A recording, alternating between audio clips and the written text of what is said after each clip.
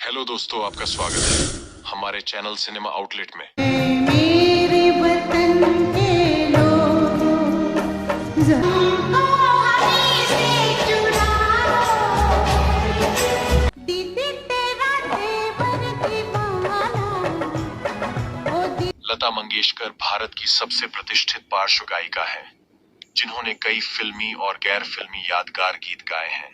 दुनिया भर में उनके करोड़ों प्रशंसक हैं, जो लता को मां सरस्वती का अवतार मानते हैं। लता ने 1000 से ज्यादा हिंदी फिल्मों में गीत गाए हैं। मुख्यतः उन्होंने हिंदी, मराठी और बंगाली में गाने गाए हैं। वे 36 से ज्यादा भाषाओं में गीत गा चुकी हैं, जो अपने आप में एक कीर्तिमान है। लता मंगेशकर का जन्म 28 सितंबर 1929 को इंदौर में हुआ, जो कि अब मध्य प्रदेश में स्थित है। वे पंडित दीनानाथ मंगेशकर और शेवंती की बड़ी बेटी हैं। लता के पिता पंडित दीनानाथ मंगेशकर एक मराठी संगीतकार, शास्त्रीय गायक और थिएटर एक्टर थे, जबकि मां गुजराती थी। शेवंती उनकी दूसरी पत्नी थी। उनकी पहली पत्नी का नाम नर्मदा था, जिसकी मृत्यु के बाद दीनानाथ ने नर्मदा की छोटी बहन शेवंती को अपनी जीवन संगिनी बनाया। पंडित दीनानाथ का सरनेम हार्डिकर था, जिसे बदलकर उन्होंने मंगेशकर कर दिया। वे गोवा में मंगेशी के रहने वाले थे और इसके आधार पर उन्होंने अपना नया सरनेम चुना था। लता के जन्म के समय उनका नाम हेमा रखा गया था, जिसे बदलकर लता कर दिया गया। यह नाम दीनानाथ को अपने नाटक भावबंधन के एक महिला किरदार लतिका के नाम से सूझा। लता के बाद मीना, आशा, उषा और हृदयनाथ का जन्म हुआ। बचपन से ही लता को घर में गीत, संगीत और कला का माहौल मिला और वे उसी ओर आकर्षित हुई। 5 वर्ष की उम्र से ही लता को उनके पिता संगीत का पाठ पढ़ाने लगे। उनके पिता के नाटकों में लता अभिनय भी करने लगी। लता को स्कूल भी भेजा गया, लेकिन पहले ही दिन उनकी टीचर से अनबन हो गई। लता अपने साथ अपनी छोटी बहन आशा को भी स्कूल ले गई। टीचर ने आशा को कक्षा में बैठने की अनुमति नहीं दी। इससे लता को गुस्सा आ गया और वे फिर कभी स्कूल नहीं गई। वक्त बीता और 1942 में लता मंगेशकर पर मुसीबत का पहाड़ टूट गया। उनके पिता की जब मृत्यु हुई तब लता मात्र 13 वर्ष की थी। लता पर परिवार का बोझ आ गया।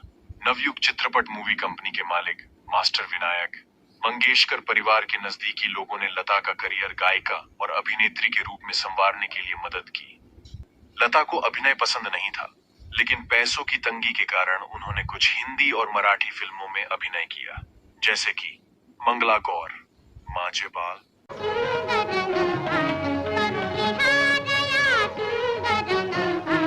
गजभाऊ, बड़ी माँ, छोड़ो मेरे नंदला। जीवन यात्रा जैसी फिल्मों में लता ने छोटी मोटी भूमिकाएं अदा की।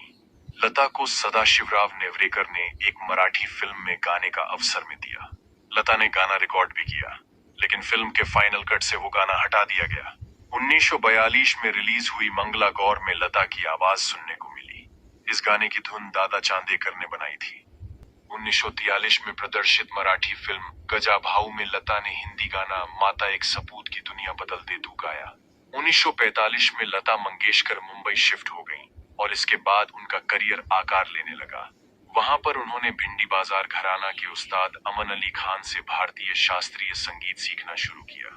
फिल्म बड़ी माँ 1945 में गाए भजन माता तेरे चरणों में और 1946 में रिलीज हुई आपकी सेवा में लता द्वारा गाए गीत पा लागू कर चोरी ने लोगों का ध्यान लता की ओर खींचा। वसंत देसाई और गुलाम हैदर जैसे संगीतकारों के संपर्क में लता आईं और उनका करियर निखरने लगा।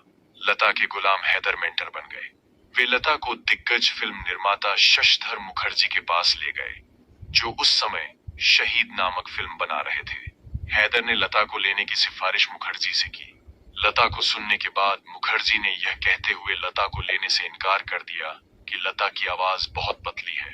इससे हैदर भड़क गए। वे लता की प्रतिभा को पहचान चुके थे।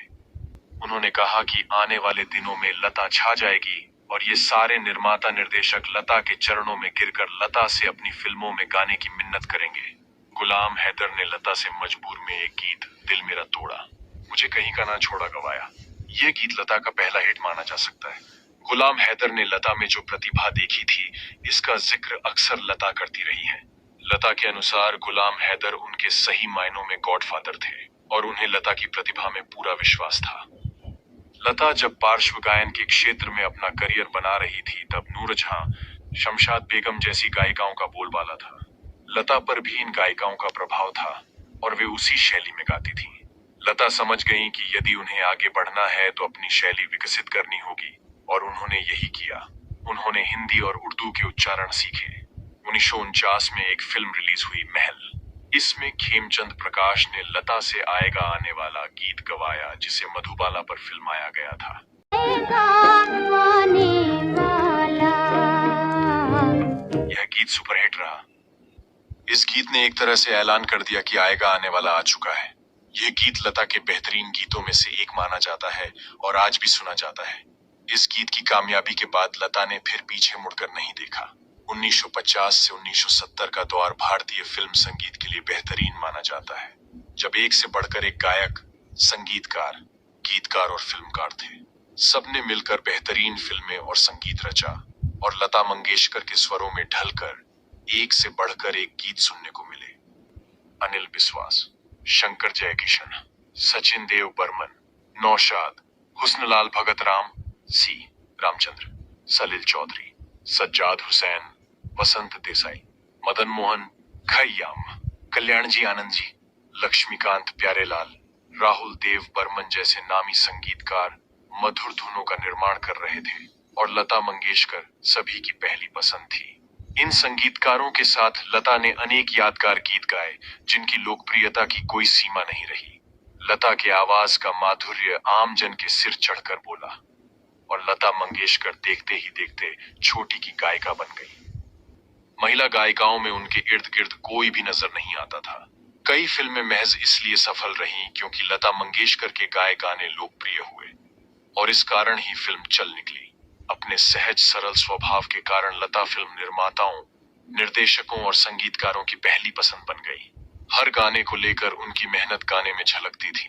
हर गाने को लता विशेष बना देती थी, चाहे वो रोमांटिक गाना हो, राग आधारित हो, भजन हो, देशभक्ति से ओतप्रोत हो। उनके द्वारा गाए गीत ऐ मेरे वतन के लोगों को सुन तत्कालीन प्रधानमंत्री जवाहरलाल नेहरू की भी आंख भर आई थी। दीदार, बैजू बावरा, उड़न खटोला, मदर इंडिया, बरसात, श्री 420, चोरी चोरी, सजा, हाउस नंबर 44, देवदास, मधुमती, आजाद, आशा, अमरदीप, बाकी, रेलवे प्लेटफॉर्म, देख कबीरा रोया, चाचा जिंदाबाद, मुगले आजम, दिल अपना और प्रीत पराई, 20 साल बाद, अनपढ़, मेरा साया, वो कौन थी, आए दिन बहार के, मिलन, अनिता, शागिर्द, मेरे हमदम मेरे दोस्त, दो रास्ते, जीने की राह जैसी सैकड़ों फिल्मों में लता ने मधुर नगमे गाए। संगीतकार लता के पास कठिन से कठिन गीत लाते थे और लता बड़ी आसानी से उन्हें गा देती थी। राज कपूर, बिमल रॉय, गुरु दत्त, महबूब खान, कमाल अमरोही जैसे दिग्गज फिल्मकार की पहली पसंद लता ही रही। 1970 से फिल्म संगीत में गिरावट आना शुरू हो गई, लेकिन लता ने अपने आप को इससे बचाए रखा। उनके गाने क्वालिटीली होते थे और वे सफलता के शीर्ष पर बनी रहीं। इस दौर में भी उन्होंने पाकीज़ा, प्रेम पुजारी, अभिमान, हंसते जख्म, हीर रांझा, अमर प्रेम, कटी पतंग, आंधी, मौसम, लैला मजनू, दिल की राहें, सत्यम शिवम सुंदरम जैसी कई फिल्मों में यादगार गीत गाए। 80 और 90 के दशक में भी गूंजते रहे नगमे। 80 के दशक में कई नए संगीतकार उभर कर आए। अनु मलिक, शिवहरी, आनंद मिलिंद, राम लक्ष्मण ने भी लता से गीत गवाना पसंद किया। सिलसिला, फासले, विजय, चांदनी, कर्ज, एक दूजे के लिए, आसपास, अर्पण, नसीब, क्रांति, संजोग, मेरी जंग, राम लखन, रॉकी, फिर वही रात, अगर तुम ना होते, बड़े दिल वाला, मासूम, सागर, मैंने प्यार किया, बेताब, लव स्टोरी, राम तेरी गंगा मैली जैसी सैकड़ों फिल्म में लता के गाए गीत गली गली गूंजते रहे। 90 के दशक में लता ने गाना कम कर दिया। इस दौर में भी डर, लम्हे, दिल वाले दुल्हनिया ले जाएंगे, दिल तो पागल है, मोहब्बतें, दिल से, पुकार, जुबैदा, रंग दे बसंती जैसी फिल्मों में लता को सुनने को मिला। हालांकि वे समय समय पर कहती भी रहीं कि आज के दौर के संगीतकार उनके पास अच्छे गीत का प्रस्ताव लाते हैं तो उन्हें गीत गाने में कोई समस्या नहीं है। लगभग 7 दशक से भारतीय फिल्में लता के गीतों से लकतक होती रहीं। मधुबाला से लेकर तो माधुरी दीक्षित तक जैसी तमाम हीरोइनों को उन्होंने आवाज दी। लता की आवाज कभी भी किसी भी अभिनेत्री पर मिसफिट नहीं लगी। शाहरुख खान ने तो एक बार लता के सामने कहा भी था कि काश उन पर भी कोई लता की आवाज में गीत फिल्माया जाता। लता मंगेशकर हमेशा अपने सौम्य स्वभाव के लिए जानी गई। तमाम फिल्म निर्माता, निर्देशक, संगीतकार, गायक, हीरो, हीरोइनों से उनके पारिवारिक रिश्ते रहे। दिलीप कुमार, राज कपूर, देव आनंद, अमिताभ बच्चन, यश चोपड़ा, राहुल देव बर्मन, मुकेश, किशोर कुमार से उनके घनिष्ठ संबंध रहे। पीढ़ी दर पीढ़ी उनके संबंध मधुर रहे। लता को हर किसी ने अपने परिवार का ही हिस्सा माना। अक्सर सफेद साड़ी में नजर आने वाली लता ने विवादों से हमेशा अपने आप को दूर रखा। सचिन देव बर्मन से जरूर एक बार उनका मनमुटाव हो गया था और दोनों ने 5 साल तक साथ काम नहीं किया। इसी तरह मोहम्मद रफी और लता गीतों की रॉयल्टी पर एकमत नहीं हो सके और उन्होंने भी कुछ समय नहीं गाया। सी रामचंद्र और ओपी नैयर से उनका छोटा मोटा विवाद रहा। हालांकि इन्हें विवाद की बजाय मनमुटाव कहना ही ठीक होगा, जो कि आमतौर पर साथ में काम करने वालों के बीच हो जाता है। वर्ष 1962 में लता की जान लेने की कोशिश की गई थी। लता को एक दिन सुबह उठते ही उन्हें पेट में जबरदस्त दर्द हुआ। उनकी हालत ऐसी थी कि अपनी जगह से हिलने में भी उन्हें दिक्कत होने लगी। लता जी को स्लो पॉइजन दिया गया था। हालांकि उन्हें मारने की कोशिश किसने की, इस बारे में आज तक खुलासा नहीं हो पाया और यह एक राज ही बना हुआ है। लता मंगेशकर की शादी नहीं हो पाई। बचपन से ही परिवार का बोझ उन्हें उठाना पड़ा। इस दुनियादारी में वे इतना उलझ गईं कि शादी के बारे में उन्हें सोचने की फुर्सत ही नहीं मिली। बताया जाता है कि संगीतकार सी रामचंद्र ने लता मंगेशकर के समक्ष शादी का प्रस्ताव रखा था, लेकिन लता जी ने इसे ठुकरा दिया था। हालांकि लता ने इस बारे में कभी खुलकर नहीं कहा, परंतु बताया जाता है कि सी रामचंद्र के व्यक्तित्व से लता बहुत प्रभावित थी और उन्हें पसंद भी करती थी।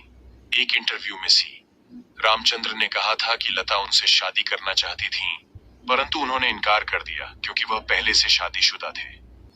लेकिन रोचक बात यह है कि लता को इनकार करने की बात कहने वाले सी रामचंद्र ने इस घटना के बाद अपनी एक अन्य महिला मित्र शांता को दूसरी पत्नी बना लिया था।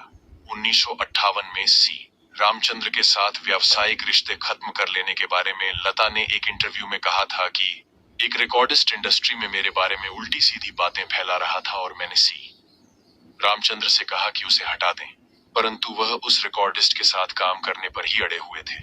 इस बात के बाद मैंने उनके साथ काम न करने का फैसला किया। लता मंगेशकर के कौन से गीत पसंद किए गए या लोकप्रिय रहे, इसकी सूची बहुत लंबी है। लता ने ढेर सारे गाने गाए जिनमें से अधिकांश पसंद किए गए। किसी को मदन मोहन के संगीत में लता की गायकी पसंद आई तो किसी को नौशाद के संगीत में। सबकी अपनी अपनी पसंद रही।